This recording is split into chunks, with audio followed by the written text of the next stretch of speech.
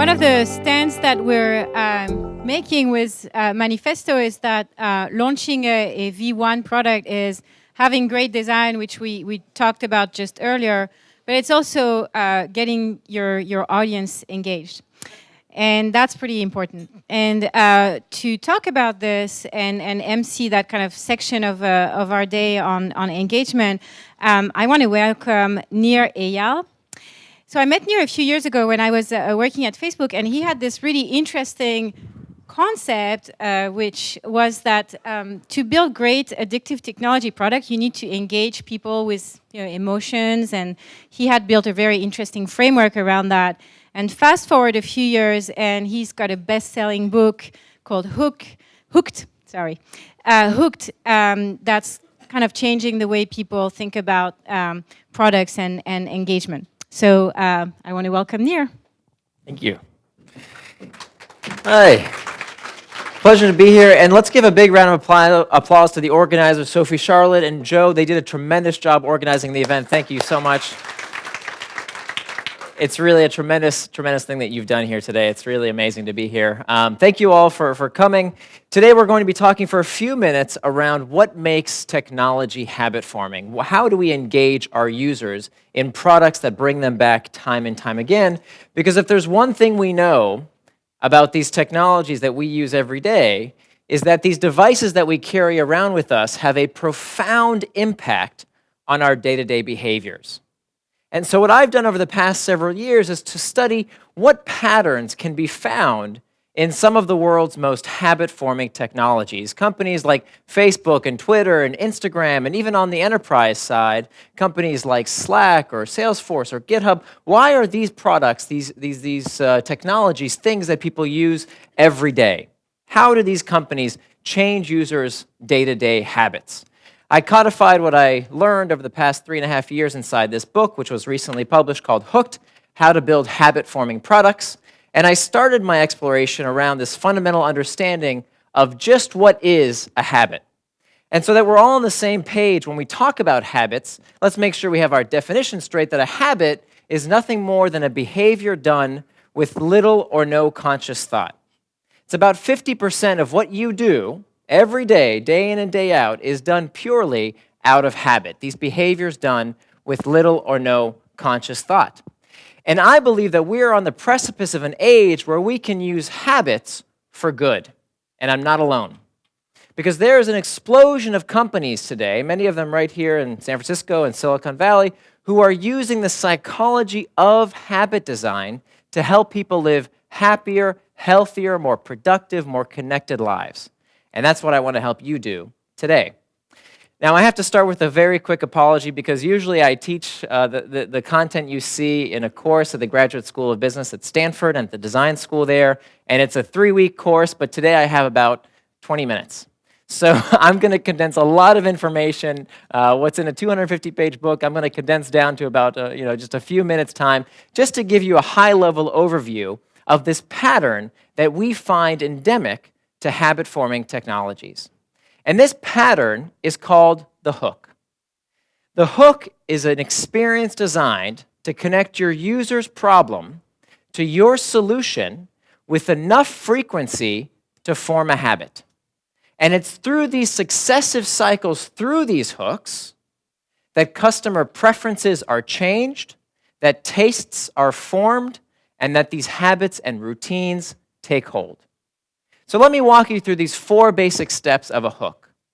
Every hook starts with a trigger. And these triggers come in 2 types, 2 flavors, if you will. We have internal triggers, and we have external triggers. External triggers, we in the design community are very familiar with. You know all about external triggers. You see them, you build them every single day. These are things in our environment that tell the user what to do next, where some piece of information is in the trigger itself. Click here, tweet this, a police officer standing at the corner telling you which way to go in traffic, a friend telling you about this great new app they installed that you should try too, all examples of external triggers. So you know all about these as designers, you see these every day. But what I think product people don't think about enough, and what turns out to be absolutely critical in forming these habits, is to consider these internal triggers. Internal triggers are things that tell the user what to do next, but the information for what to do next is not stored in the trigger itself, but instead informed through an association in the user's mind. So what we do in response to being in a certain place, a certain situation, a routine, around certain people, and most frequently when we experience particular emotions, dictates what we do next, dictates a technology that we turn to with little or no conscious thought. And it turns out that emotions are the most frequent internal triggers, but not just any emotion, but negative emotions. These negative emotions cue us to action with little or no conscious thought. So what we do when we're feeling lonesome or bored or indecisive or fearful or lost, what we do when we experience these negative emotions dictates what we do next. Some of the evidence that shows this is the case comes to us from a study that found that people suffering from depression check email more. Now think about that for a minute. Why would people suffering from clinical depression check email more? What's going on there? Well, it turns out that people suffering from depression experience what psychologists call negative valence states. They feel down more frequently than the general population. And what are they doing to boost their mood, to get out of that negative valence state? They're turning to their devices. They're checking email more often. And of course, all of us do this to some degree. What do we do when we're feeling lonely? What website do we check into? What service? Facebook, of course. And what about when we're feeling unsure about pretty much anything? Before we scan our brains to see if we know the answer, what do? We Google it. What about when we're feeling bored? You know, between 2 and 4 o'clock in the afternoon? What'd I miss? I don't want to know what you do when you're bored, maybe. What do we do? What do most people do when they're feeling bored between 2 and 4 o'clock in the afternoon? You know, you've got that big project that you don't feel like working on. Where do you go? You go to Twitter, you go to YouTube, you check stock prices and sports scores, perhaps Reddit, right? Lots of these solutions to cater to this uncomfortable feeling, this internal trigger of boredom. So what do we do with this? How do we build better products knowing about this importance of these internal triggers? Well, it comes down to fundamentally understanding your user's itch.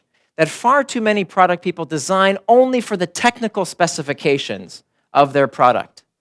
But what I encourage you to do is to also think about the psychological specifications, the psychological needs of your customers to make sure that you're scratching the user's itch. Very hard to give the customer what they came for unless you understand on a psychological basis what their need is. Right? What is that internal trigger? It's absolutely critical to forming these long-term habits. So that's a very, very brief introduction to triggers. Let's keep moving for the sake of time to the next step of the hook model, which is the action phase. The action is the simplest behavior done in anticipation of a reward. The simplest behavior done in anticipation of reward. Let me show you some examples of some habit-forming products, and I want you to observe how simple these actions are. Something as simple as scrolling on Pinterest, right? Or searching on Google. Or what could be easier than pushing the play button on YouTube? These incredibly simple actions that users do in anticipation of a reward. And it turns out that there's an equation to predict the likelihood of these singular behaviors. Comes to us from a psychologist at Stanford by the name of B.J. Fogg. Anybody heard of B.J. Fogg before? A lot of folks. Terrific. So those of you who haven't heard of Fogg, Fogg tells us that for any human behavior B, we need 3 things to occur. Any behavior. Think about how powerful this formula is. It predicts all human behavior.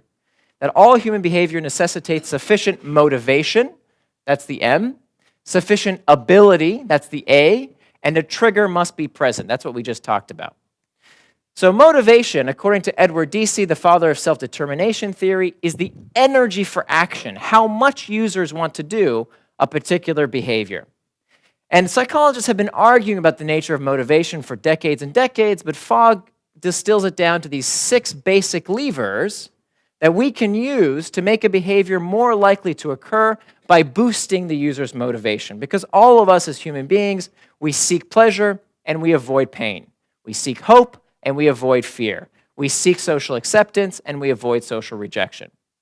So every television commercial you've ever seen, every ad, every billboard uses one or more of these 6 key human motivators. Again, a lot more to be said about this. There's a lot more in the book, but for the sake of time, let's move on to the A in B equals MAT. Ability is the capacity to do a particular behavior, how easy or difficult something is to do. And here again, Fogg gives us these 6 key levers, these 6 key elements of ability that we can use to make a behavior more or less likely to occur by making it easier or harder to do. The easier something is to do, the more likely the user is to do it. So how much time something takes, how much money something costs, how much physical effort is required. Brain cycles. Brain cycles are a big one when it comes to the kind of technology products we build, because it turns out the harder something is to understand, the less likely that behavior is to occur. Social deviance says that we become more likely to do something when we see other people like us doing it. And finally, non-routine dictates that we become more likely to do something simply for the fact that we have done it before in the past. And the more we do something, the easier it becomes, and therefore the more likely we are to do it in the future. What's that called?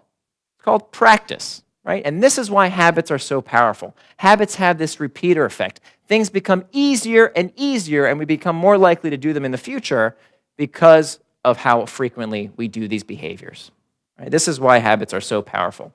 So Fogg puts these 3 factors of motivation, ability, and triggers on this graph that I think is actually really useful in a product development context.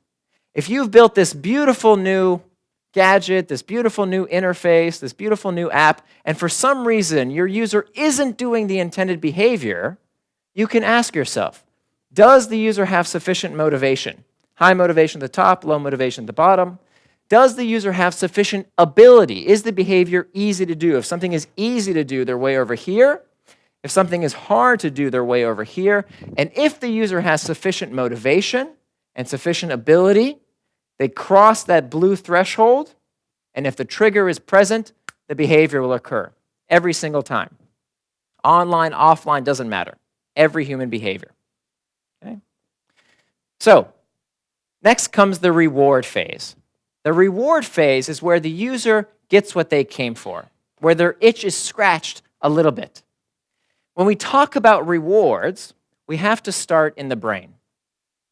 And in particular, an area of the brain called the nucleus accumbens, which was first studied by 2 Canadian researchers by the name of Olds and Milner, who discovered that when they connected the brains of lab animals to these tiny electrodes and allowed these lab animals to self-stimulate, they could push these little buttons to send an electrical current to this part of the brain, the lab animals wanted nothing else. They would forgo food, they would forgo water, they would run across painful electrified grids just to continue to stimulate this part of the brain. In later experiments done on people, they observed similar results. That people would incessantly activate this part of the brain time and time again. Some people had to have these machines forcibly removed from them. They would click these buttons hundreds of times. And so Olds and Milner believed that all this was about stimulating pleasure. But it turns out that we don't need electrodes to activate the nucleus accumbens. Your nucleus accumbens is activated every single day by all sorts of things. Luxury goods, sex, some certain chemicals, junk food, and of course right there in the center, technology. All of these things activate your nucleus accumbens every day. Now, Olds and Milner and much of the psychology community believe that the role of the nucleus accumbens was to activate the pleasure response, right? Why else would lab animals and later people incessantly activate this part of the brain if it wasn't because it felt good, right? Not exactly. It turns out that what we now know about the way the nucleus accumbens works is that it does not activate pleasure per se, but instead activates what we call the stress of desire. Wanting, craving, anticipating, that's the role of this part of the brain. Because it turns out the nucleus accumbens becomes most active in anticipation of a reward. But when we actually get the thing we want, the thing that's finally going to make us feel good, finally make us happy, that's when the nucleus accumbens becomes less active.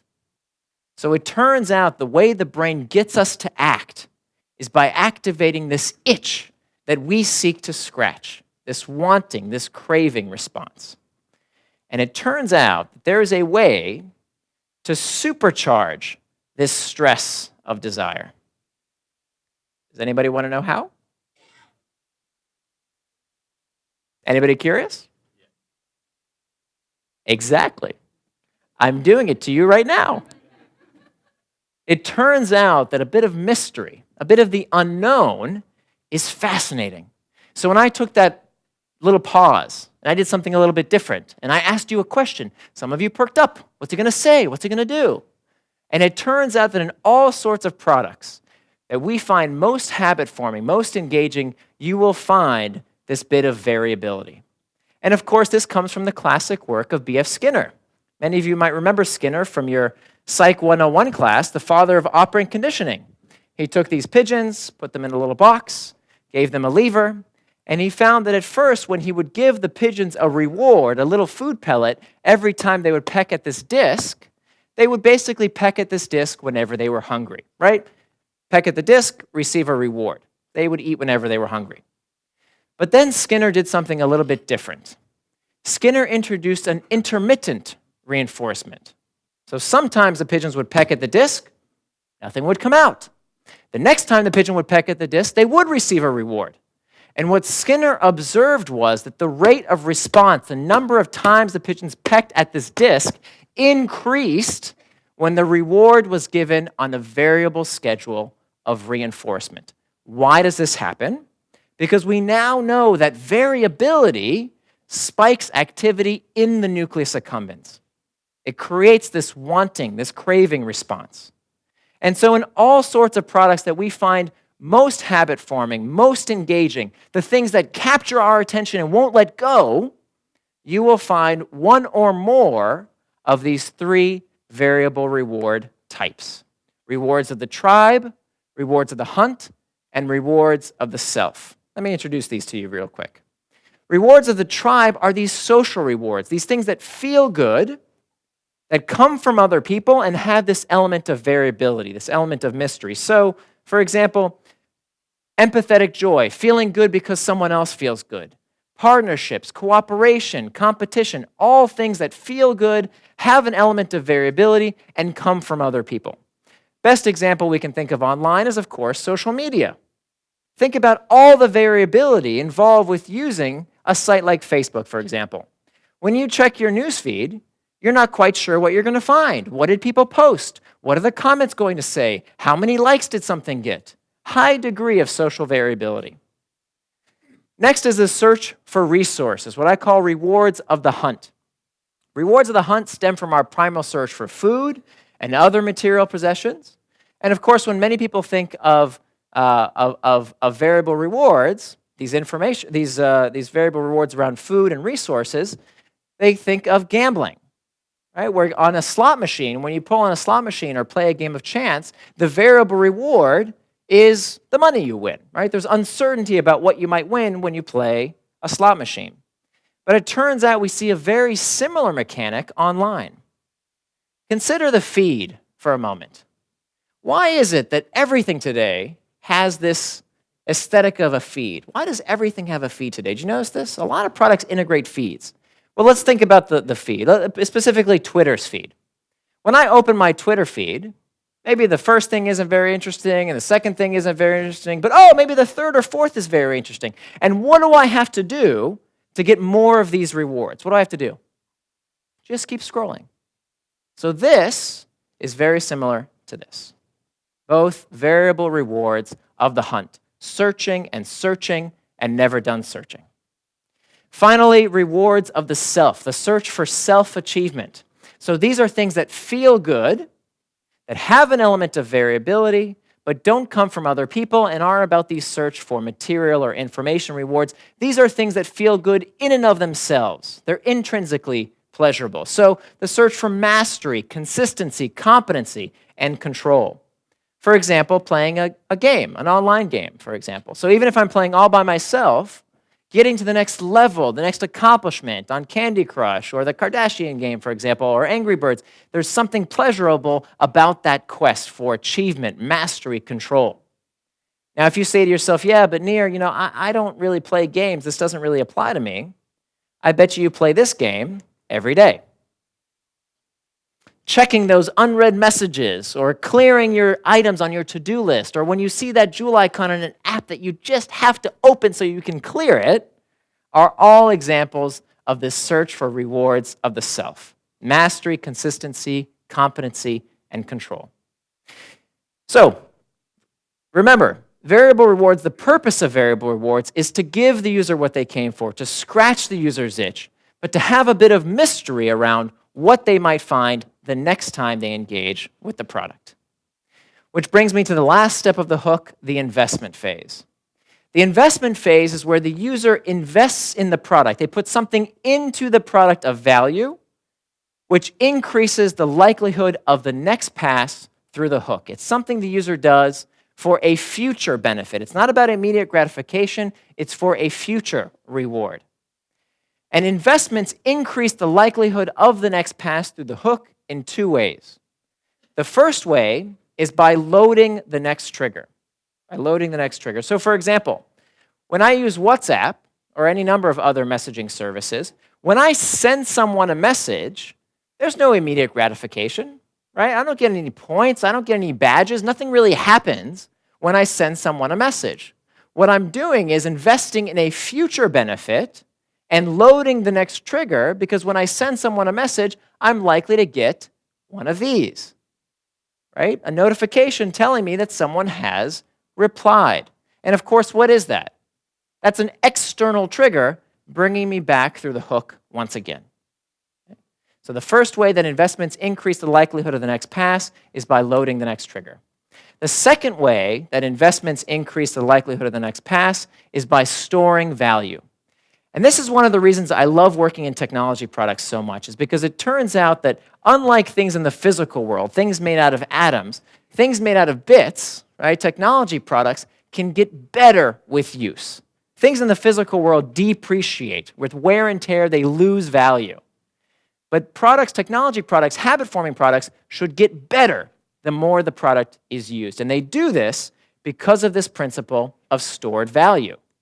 For example, the more content I put into iTunes, the better it becomes as my one and only music library.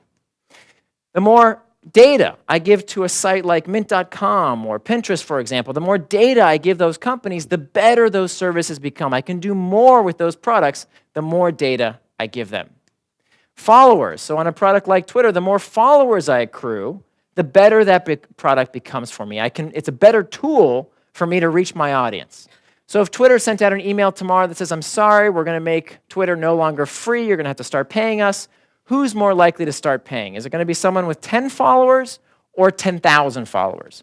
Of course, it's going to be the person with 10,000 followers because they've stored all this value into the product. And finally, reputation. Reputation is a form of stored value that users can literally take to the bank. So on products like Airbnb or eBay or TaskRabbit, my reputation dictates what I can charge for my goods and services. And how likely am I to leave one of these platforms after I've accrued all that value, right? All that reputation. Kind of hard to do. I've invested in those platforms through my reputation. So that's it. The 4 basic steps of the hook model: a trigger, action, reward, and investment. And it's through successive cycles through these hooks that user preferences are changed, that tastes are formed, and that habits take hold. So that was a lot of information. I warned you. But here's the most important slide of the presentation. These 5 fundamental questions that if you're building a product that requires a habit, and not every product does, but if your product necessitates a habit, users using your product unprompted, then you need to be able to answer these 5 fundamental questions of, number 1, what's the internal trigger that your product is addressing? Number 2, what's the external trigger that gets the user to use the product? Number 3, what's the simplest behavior done in anticipation of a reward? Number 4, is the reward fulfilling and yet leaves the user wanting more? And then finally, number 5, What's the bit of work done to increase the likelihood of the next pass through the hook? Now, before we start our panel, there's one more topic I'd like to address, which is the morality of manipulation. And many of you, while I gave this presentation, were thinking to yourselves, is this okay? Is this kosher to do to people, to use this hidden psychology to manipulate their behavior?